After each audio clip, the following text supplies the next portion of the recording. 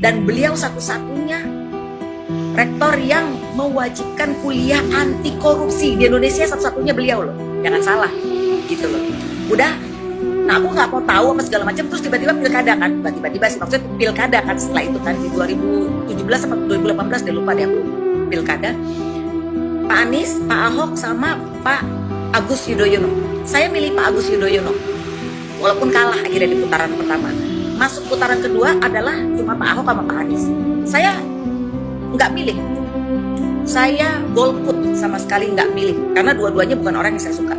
Jujur, Pak Ahok saya kurang suka. Ini saya ya, pendapat saya ya, karena menurut saya Pak Ahok pribadinya tuh saya jujur kurang suka gitu loh. Karena kenapa? Beliau tuh kayak suka gue kerja kayak, menurut aku tuh kayak terus marah-marah gitu, kayak suka mengumbar-umbar apa yang dia lakukan gitu. Aku jujur ya pokoknya aku kurang suka sama beliau.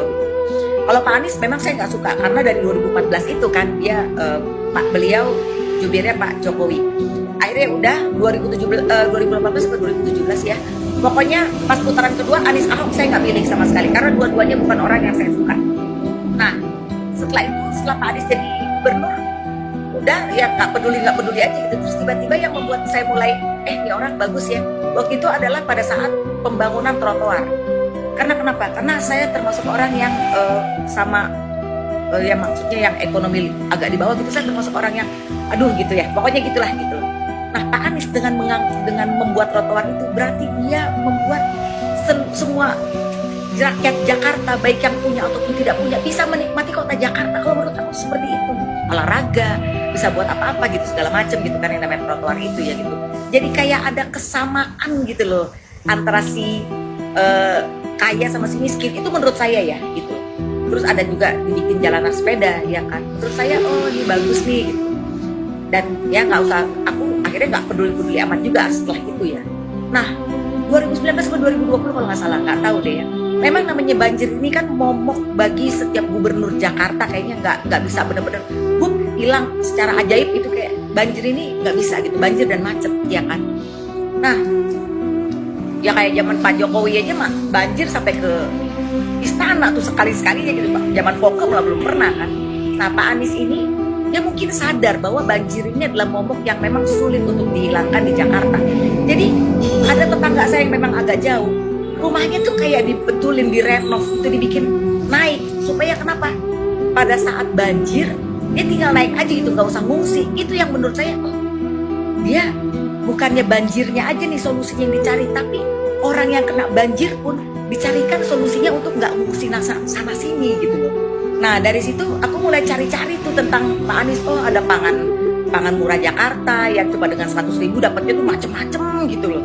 Terus ada KJMU juga, jadi mahasiswa-mahasiswa yang unggul setiap semester dapat 9 juta per bulan. Belum lagi yang lain-lain ya.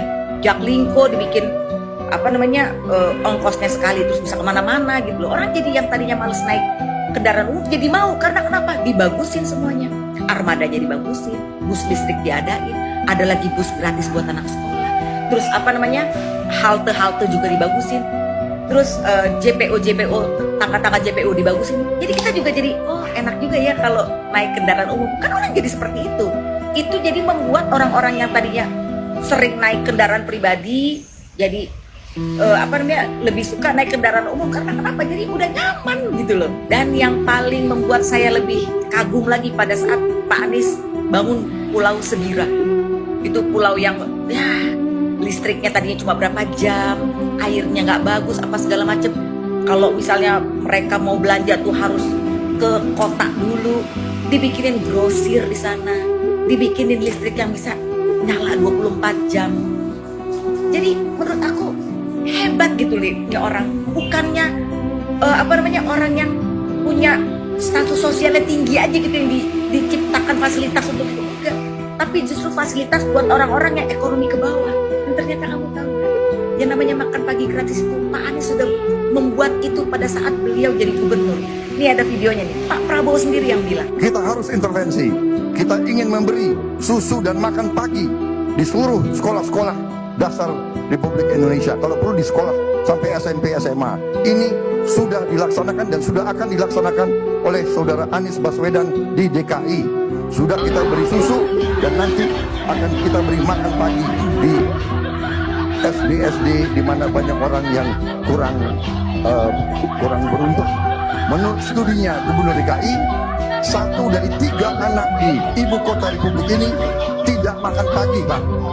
Mereka ke sekolah tidak makan pagi karena kurang mampu. Jadi gitu ya, please.